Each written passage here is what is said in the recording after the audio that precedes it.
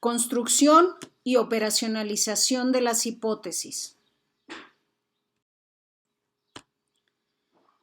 Como hemos venido comentando, al hacer investigación utilizamos el método científico.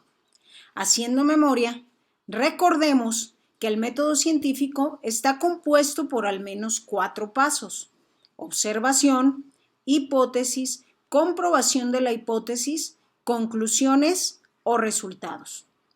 Recordemos que una vez que hemos identificado un problema en lo específico, de manera automática nuestro pensamiento nos lleva a generar una pregunta de investigación, en base a la cual habremos de elaborar una posible respuesta a esa pregunta de investigación. A esta posible respuesta se le llama hipótesis. La palabra hipótesis deriva del griego hupo, que significa lo que se pone a la base de algo. De una forma muy sencilla, diríamos que una hipótesis es una predicción, una suposición que describe de un modo concreto lo que esperamos suceda como respuesta a nuestra pregunta de investigación. Ahora bien, tomando como referencia la pregunta de investigación, formularemos una hipótesis en este sentido.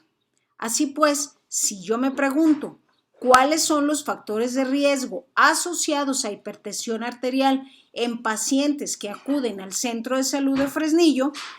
Basados en mi experiencia y el conocimiento que he adquirido sobre el tema mediante la investigación científica realizada para la construcción del marco teórico, yo podría predecir o suponer que la posible respuesta a esa pregunta de investigación pudiera ser la siguiente: las condiciones biológicas y sociológicas de los pacientes que acuden al Centro de Salud de Fresnillo son los principales factores de riesgo que se asocian a la hipertensión arterial. En la formulación de la hipótesis, debo de cuidar el empleo de términos claros y concretos que me permitan definirlos de manera operacional. Esto último quiere decir que los términos que voy a emplear puedan ser validados empíricamente para determinar su presencia y cantidad. En términos generales, nosotros tenemos al menos 2 grandes tipos de hipótesis: las hipótesis de trabajo o de investigación y las hipótesis estadísticas. Las hipótesis de trabajo o de investigación son aquellas que responden a las inferencias o creencias del investigador y se encuentran en relación al objetivo que persigue el investigador al respecto del manejo de sus variables en el estudio. Así, por ejemplo, si la pregunta de investigación es ¿cuál es la prevalencia de hipertensión arterial en los pacientes que acuden al Centro de Salud Fresnillo?, la hipótesis tendría que plantear lo siguiente: la prevalencia de hipertensión arterial en los pacientes que acuden al Centro de Salud Fresnillo es alta, de manera que estaríamos hablando de una hipótesis de trabajo de tipo descriptivo. Esto último en virtud de que el investigador, al plantearse la necesidad de saber la distribución y frecuencia de un fenómeno en una población específica, plantea la elaboración de un estudio de tipo descriptivo. Ahora bien, si la pregunta de investigación planteara lo siguiente: ¿cuáles son los factores de riesgo asociados a hipertensión arterial en los pacientes que acuden al Centro de Salud Fresnillo?, la hipótesis diría algo así: las condiciones biológicas y sociológicas de los pacientes que acuden al Centro de Salud Fresnillo son los principales factores de riesgo asociados a la hipertensión arterial. De esta manera, estaríamos hablando de una hipótesis de trabajo de tipo correlacional. Esto último en atención a que el investigador plantea en su estudio la necesidad de asociar o relacionar las variables de su estudio, es decir, las condiciones biológicas y sociológicas, con la hipertensión arterial. Por ello se trata entonces de un estudio analítico o correlacional. Finalmente, si el planteamiento de la pregunta fuera ¿cuáles son las condiciones que determinan la hipertensión arterial en los pacientes que acuden al Centro de Salud Fresnillo, la hipótesis tendría que plantear el supuesto de que las condiciones biológicas de los pacientes que acuden al Centro de Salud Fresnillo determinan su hipertensión arterial. De esta manera, estaríamos hablando de una hipótesis de trabajo de tipo causal, en virtud de que el investigador pretende establecer que la causa de la hipertensión arterial en esta población de estudio se debe a las condiciones biológicas. Así pues, las hipótesis de trabajo, o también llamadas de investigación, se dividen en tres grandes grupos: las descriptivas, las correlacionales y las causales. Por otro lado, las hipótesis estadísticas son las que transforman las hipótesis de trabajo o de investigación en datos numéricos que permitan su comprobación o disprobación. Las hipótesis estadísticas, a su vez, se dividen en dos grandes tipos: las hipótesis nulas y las hipótesis alternas. En la hipótesis nula se establece que no existen diferencias significativas entre las variables. Es la que se contrasta estadísticamente en el supuesto de que los eventos pertenecen por definición a una misma población. Por ejemplo, si nos proponemos verificar que la práctica del ajedrez mejora el rendimiento escolar de los alumnos, para ello tendríamos que dividir al azar a la población de niños en dos grandes grupos. Al primer grupo le daríamos clases intensivas de ajedrez durante un mes y al otro no.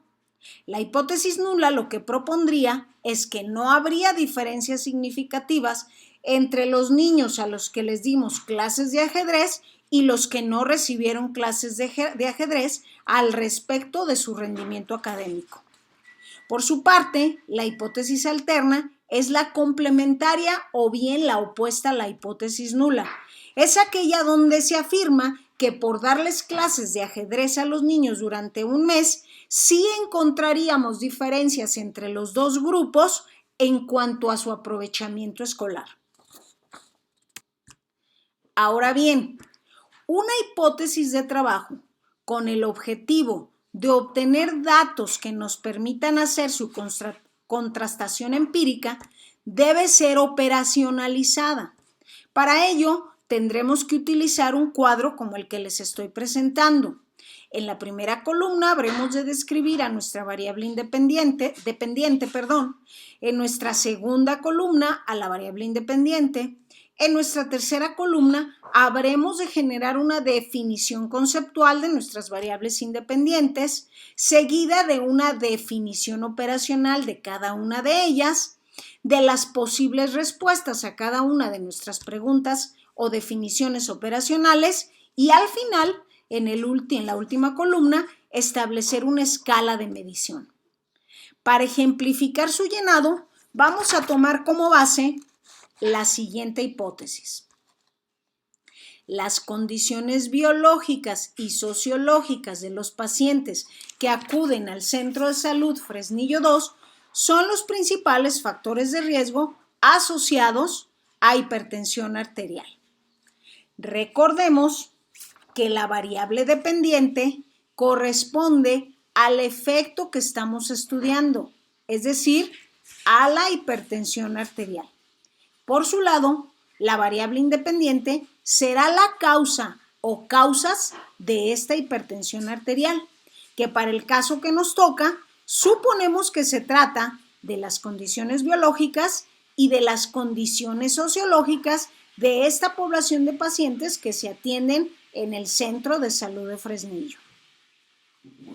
Ahora bien, la tercera columna debe conceptualizar dichas variables, es decir, tiene que tratar de dar un concepto general que todas las personas podamos entender cuando hagamos referencia a condiciones biológicas o condiciones sociológicas.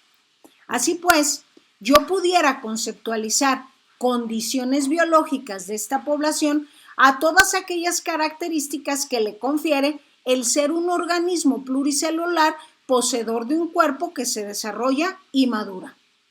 De igual manera, yo pudiera establecer o conceptualizar como condiciones biológicas de esta población en estudio a todas aquellas condiciones que se derivan de un estado social que afecta la vida, el bienestar y las relaciones de los seres humanos. Una vez establecida su conceptualización, tendría yo que definir operacionalmente qué me interesa conocer de esas condiciones biológicas y de esas condiciones sociales y elaborarlas a manera de pregunta en la columna llamada de definición operacional. Así, por ejemplo, de las condiciones biológicas, a mí me interesaría saber qué edad tiene la persona que estoy entrevistando, cuál es su peso, cuánto mide, cuál es su índice de masa corporal, y al respecto de sus condiciones sociales, yo pudiera preguntarme cuál es su escolaridad, cuál es su estado civil, en qué trabaja o muchas otras cuestiones. En la quinta columna, la llamada de ítem, yo tendría que establecer las posibles respuestas a esas preguntas. Recordemos que al menos existen dos grandes tipos de preguntas. Las preguntas llamadas de respuesta abierta, en donde la persona que estoy entrevistando tiene la libertad de responderme de acuerdo a su criterio, o bien las llamadas preguntas de respuesta cerrada, en donde yo como investigador ofrezco una alternativa de posibles respuestas a cada una de mis preguntas. Así, por ejemplo, en mis primeras preguntas, yo pudiera establecerlas como preguntas abiertas, dejando a criterio o al conocimiento de la persona que estoy investigando o con la que estoy trabajando la posible respuesta. En cuanto a las segundas, yo pudiera establecer las respuestas posibles que a mí me interesaría conocer. Por ejemplo, al respecto de su escolaridad, yo pudiera ofrecer como opciones de respuesta primaria, secundaria, preparatoria, carrera técnica, licenciatura, etc. Al respecto de su estado civil, yo pudiera establecer como posibles respuestas casado, soltero, divorciado, unión libre o muchas más. Finalmente, en la última columna, lo que vamos a establecer es la escala de medición. Y dado que, por ejemplo, en las condiciones biológicas, la edad, el peso, la estatura, el índice de masa corporal se miden numéricamente, yo pudiera establecer que mi escala de medición es una escala cuantitativa. En tanto que en la segunda parte de mis preguntas, la que corresponden a las condiciones sociológicas, estamos hablando no de respuestas que se puedan especificar en una escala numérica, más bien nos estamos refiriendo a ciertos atributos de las variables que estamos investigando. Por eso, yo pudiera establecer que se trata de una escala cualitativa. Finalmente, ¿por qué es importante la operacionalización de las hipótesis? Por el hecho de que esta operacionalización es la que nos permite hacer la contrastación empírica de las hipótesis que estamos generando como posibles respuestas a nuestra pregunta de investigación. Debo señalar que de esta operacionalización de las hipótesis, específicamente de la cuarta y quinta columna, es que nosotros habremos de encontrar la base fundamental para la elaboración del instrumento de recolección de los datos que nos permita hacer dicha contrastación empírica.